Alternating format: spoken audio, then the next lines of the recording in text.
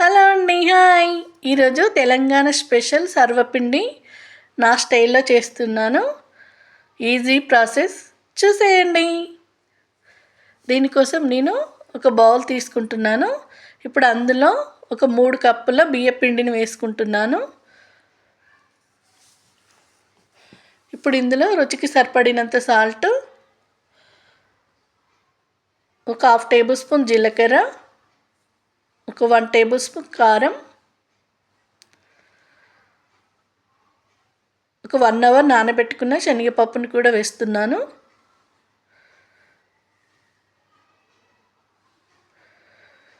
ఒక 3 table spoons నువ్వులు,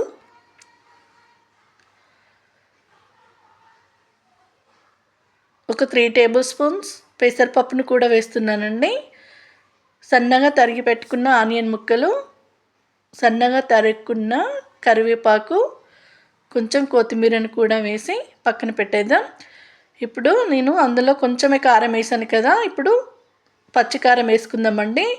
ఒక 5-6 పచ్చిమిర్చిని తుంచుకొని మిక్సీ జార్లో వేసుకొని, ఒక 4-5 వెల్లుల్లి రెబ్బలు కూడా వేసి మిక్సీ పట్టుకొని ఇప్పుడు ఈ పిండిలో వేసేద్దాం. నేను పల్లీలు వేయలేదండి, పల్లీల ప్లేస్లో పెసరపప్పును వేసుకున్నాను. మీరు పల్లీలైనా వేసుకోవచ్చు. పల్లీలు వేస్తే మా వాళ్ళు ఇష్టంగా తినరు, అందుకనే వేయలేదు.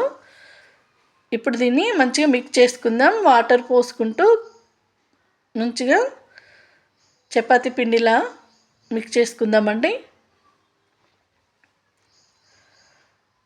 చూడండి, ఇలా ఉంటే సరిపోతుంది. ఇప్పుడు దీనిపైన మూత పెట్టి ఒక 5 మినిట్స్ పక్కన పెట్టేద్దాం. చూడండి, సర్వపిండి చేయడానికి నేను ఒక గిన్నె తీసుకున్నాను. నా దగ్గర సర్వపిండి గిన్నె ఉంది. దానిలో ఒక 1/2 టేబుల్ స్పూన్ ఆయిల్ వేసుకొని మంచిగా ఈవెన్గా స్ప్రెడ్ చేసి ఒక పిండి ముద్దను తీసుకొని మంచిగా గిన్నెకు ఒత్తుకుందామండి. కొంచెం పల్చగా ఒత్తుకోవాలి. చూడండి, ఈ విధంగా ఒత్తుకుంటే సరిపోతుంది. మధ్యలో హోల్స్ పెట్టుకొని ఒక స్పూన్ ఆయిల్ని ఆ హోల్స్లలో వేసేద్దాం. ఇప్పుడు స్టవ్ ఆన్ చేసి ఈ సర్వపిండి గిన్నెను పెట్టేసి మూత పెట్టి లో ఫ్లేమ్లో ఒక 15 మినిట్స్ కుక్ చేసుకుందామండి. చూడండి, కాలిపోయింది కదా, ఇది ఇంకో వైపు కూడా టర్న్ చేసుకొని కుక్ చేసుకుందాం. చూడండి, మంచిగా కాలిపోయింది. ఇప్పుడు మూత పెట్టి ఒక 5 మినిట్స్ కుక్ చేసుకుందాం.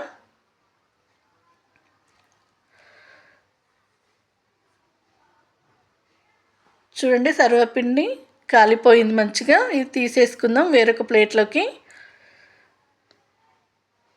చూడండి, గిన్నెలో ఆయిల్ కూడా ఏం కనిపించట్లేదు కదా, చాలా తక్కువ ఆయిల్తో చేస్తున్నాను.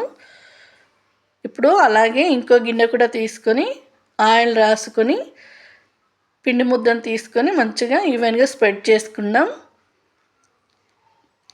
చూడండి, ఇలా ఒత్తుకుంటే సరిపోతుంది. అలాగే హోల్స్ పెట్టుకొని ఆయిల్ వేసుకొని స్టవ్ పైన పెట్టేసుకొని మూత పెట్టేసుకొని కుక్ చేసుకుందామండి. ఇది కూడా కుక్ అయిపోయింది. రెండో వైపుకు టర్న్ చేసుకుందాం.